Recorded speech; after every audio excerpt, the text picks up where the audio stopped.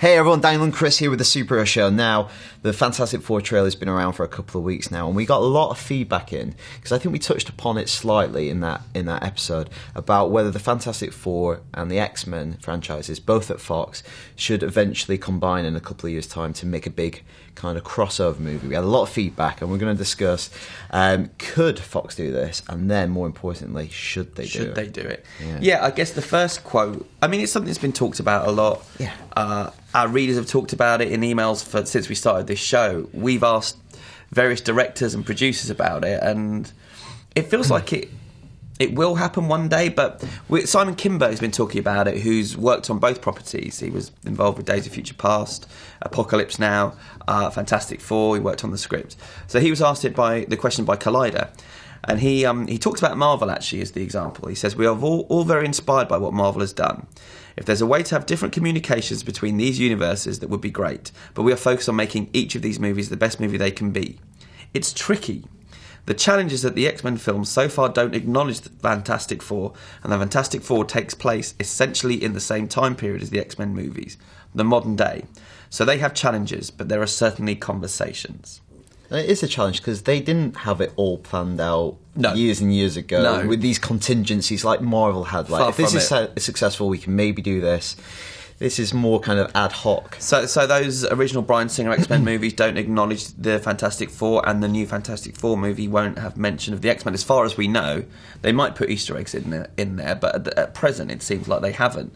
So I can see the challenge, but money can get you around those challenges, can't it? Yeah, and when he says, like, we all admire what Marvel, it's like, obviously the great incentive is these crossover movies are huge so far. Like, look at Avengers. Yeah, they built and built and built to that, and it made the most money of any of them. He says there is an intent and a want to be part of a larger fabric and tapestry, the way Marvel has done so brilliantly. There is a coherence between me and some of the other people that are behind both franchises. So I'm guessing that's Bryan Singer, Mark Miller.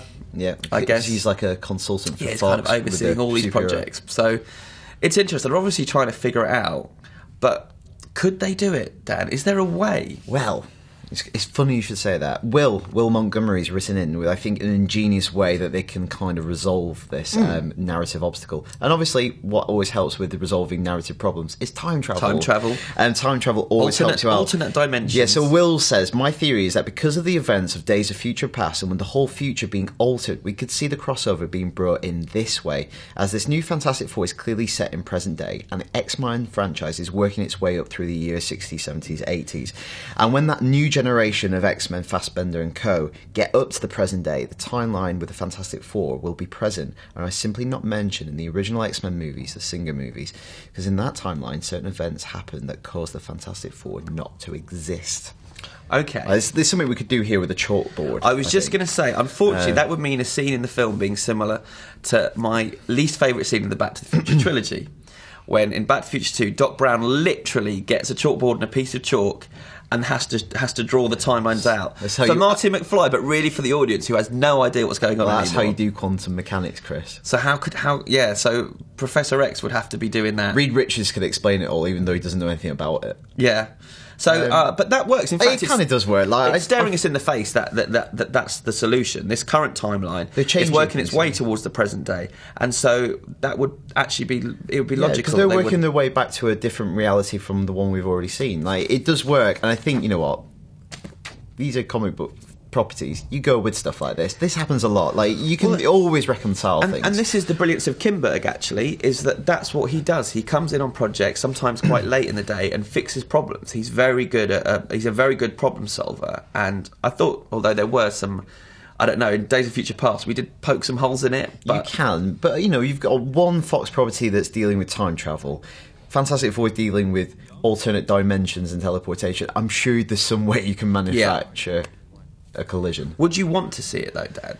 We're going to get onto the problem of should we? Yeah, why not? Like, I want to see more of these crossover things, and I kind of want to see what other people do it. We know Marvel have done it really well, and I want to see what Fox can do, because I think Days of Future Past, we both love that movie. Yeah.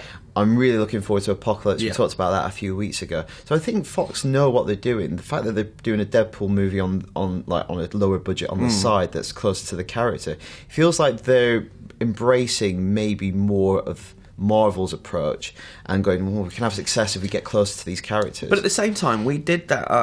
Ran a video on the site recently that Scott Kalura put together. All the X-Men ever, basically. Yeah. It was quite a long one. Like 12, 15 minutes of it.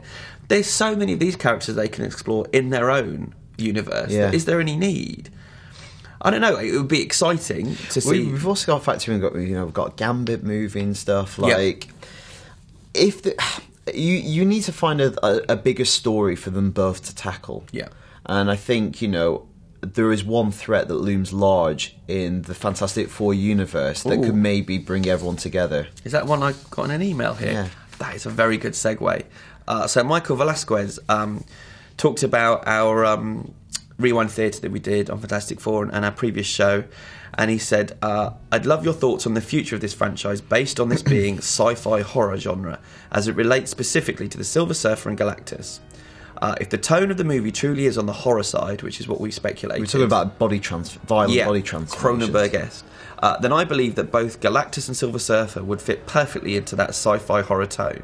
And I guess that's the truth. Yeah. I mean, in the previous Fantastic Four movie, Galactus was a ball of gas. It was a gaseous air. Nebulous cloud. Nothing, that's the better phrase, nothing frightening about him whatsoever. But he should be a truly horrific character, the eater of worlds, That's biblical. That's the stuff of, like, the Book of Revelations. Yeah, I mean, a challenge to bring to life on screen, but the kind of threat that would require two teams. But the thing is, I think back then, superhero movies were... Hollywood were still a little bit sceptical of them or scared of them and going, well, it's still comic book films.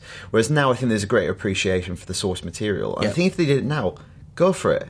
Make the big dude with the purple head. Yeah, And I think people would embrace it way more. I think back then they got scared and thought, let's do it as this abstract cosmic entity. And it just had no character to it. It wasn't scary at all.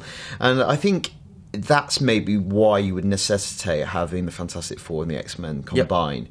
Is this this threat that's going to literally devour the planet, a part of the universe. Yeah, I agree. It's such a powerful villain in the Marvel universe, and for Fox to have that and not use it, I think that could be their trump card one day. And the trailer did also feel like it had quite a lot of tragedy around it, and Silver Surfer is obviously quite a tragic character as well. Yeah.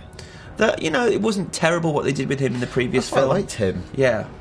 But I still think there's room to really nail that character as well. So I think we might have hit upon a rationale for them to combine. Yeah. But I think some people will have problems with it. So we got an email from James Cleverly, and he says that he just doesn't think the Fantastic Four will be a true Fantastic Four film. The Fantastic Four to me are older. It's true, and we're able to overcome their origins to become a family of heroes and in turn become loved by the public. An idea which I think would figure, he thinks this idea of them being loved by the public would make them an ideal counter to the X-Men, who are more feared. I often see the Incredibles as a great example of how the Fantastic Four could be. So he thinks they just won't work on screen because maybe they're too similar. Yeah. And he thinks if they did a more kind of classical treatment of the Fantastic Four as this kind of public... Remember, no secret identities in the Fantastic Four. Sure. Very beloved figures where the X-Men provoke fear. Well, I think that's illustrative of quite a few emails that we received. A lot of positive emails, and we've been very optimistic, but equally people say, this doesn't feel like the Fantastic Four that I grew up with. This, by making them younger, it feels wrong. By having this serious tone, it feels wrong. And even though maybe people didn't absolutely love the previous Fantastic Four movies, we've had a few people write in and say they felt more akin to the comics than what they're seeing in this trailer. Yeah. But who knows, maybe the second trailer will have the humour in the film. Maybe there's humour in the film. Yeah. We're only going on 2 minutes. The first trailer is very much focusing on the traumatic aspects of the story rather than mastering their powers, which might even come in a sequel. So those are our thoughts, but let us know yours at the usual address of superheroshow@ign.com, and keep it right here on IGN for all your superhero needs.